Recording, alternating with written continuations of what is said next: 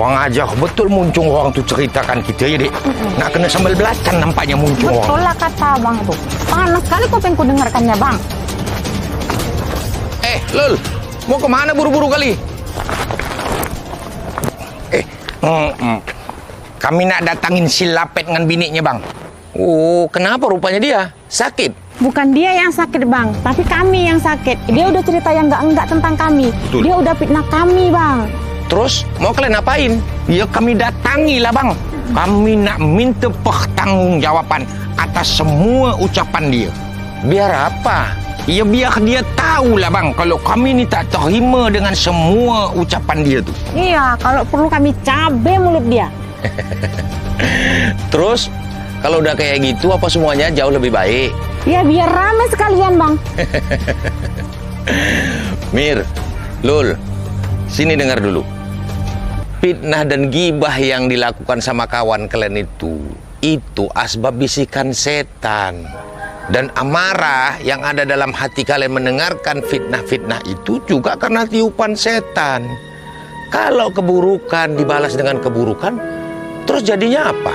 Tapi kami marah karena dia dulu yang garai bang. Kalau nggak digarai mana kami marah-marah. Ini entah apa-apa dia bilang tentang kami. Gara-gara mau jadi ketua wirid aja sampai segitunya. Kalau memang dia mau kali jadi ketua wirid, ambek. Aku pun nggak mau kok jadi ketua wirid. Kalau kayak gitu, ngapain pula kalian marah? Ya malulah kami bang. Entah apa-apa kami diburukkannya. Semua orang kampung ni dengar. Iya, padahal kurang baik apa lagi lah kami sama dia.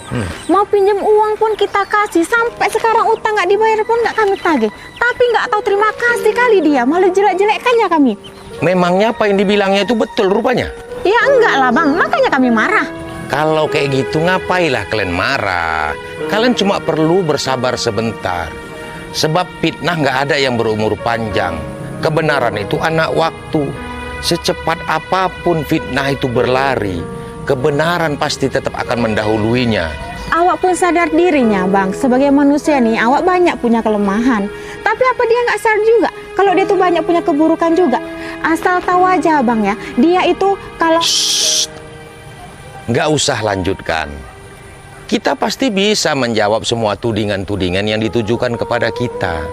Tapi kalau dengan menjawab justru akan membuka aib saudara kita sendiri, maka lebih baik diam dan bersabarlah.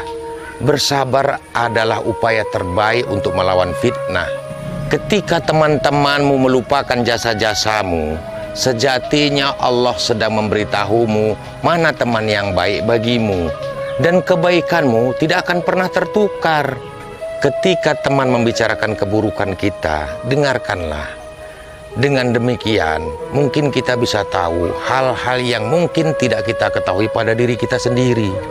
Tapi kalau kita ni cuma diam je bang, bersabar saja bang, sedap betul lah hidup dia tu bang. Siapa bilang kalau orang-orang yang memfitnah itu tahu bahaya apa yang akan menimpanya, pasti mereka akan berharap kitalah yang membalasnya. Karena ketika orang yang difitnah itu bersabar dan menyerahkan segala sakit hatinya kepada Allah Subhanahu wa Ta'ala, maka sesungguhnya dia orang yang memfitnah itu sedang dalam keadaan yang celaka. Karena ketika Allah yang membalasnya, tidak ada satu makhluk pun yang akan dapat membelanya. Terus orang yang difitnah ini dapat apa bang? Tidak ada kesabaran yang tidak berbalas surga, Lul. Di dunia ini dibukakan pintu-pintu rezekinya, diampunkan segala dosa-dosanya. Sejatinya orang yang memfitnah kita sedang mentransfer segala amal ibadahnya kepada kita. Sekalipun amal ibadahnya tidak mencukupi, maka dosa-dosa yang pernah kita lakukanlah yang akan diserahkan kepadanya. Sedap juga ya dek. Oleh karena itu, berhati-hatilah menjaga lisan kita. Tidak sedikit manusia nanti akan terjerumus ke dalam neraka bukan karena tidak beramal soleh selama di dunia, tapi karena tidak mampu menjaga lisannya dan menyakiti saudaranya. Kitab yang paling sulit dibaca dan dipelajari bukan Al-Quran, tetapi membaca diri sendiri. Kita kerap membaca orang lain dan melupakan bagaimana diri kita sendiri. Melihat noda di pakaian orang itu jauh lebih mudah daripada melihat robek pada pakaian kita sendiri. Dengan menghinakan orang tidak membuat kita menjadi mulia. Dengan merendahkan orang tidak akan membuat kita menjadi tinggi.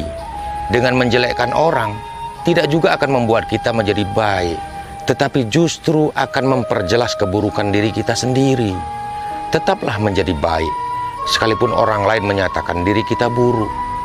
Untuk apa kita tumbuh menjadi dewasa kalau cuma bisa membalas keburukan orang lain?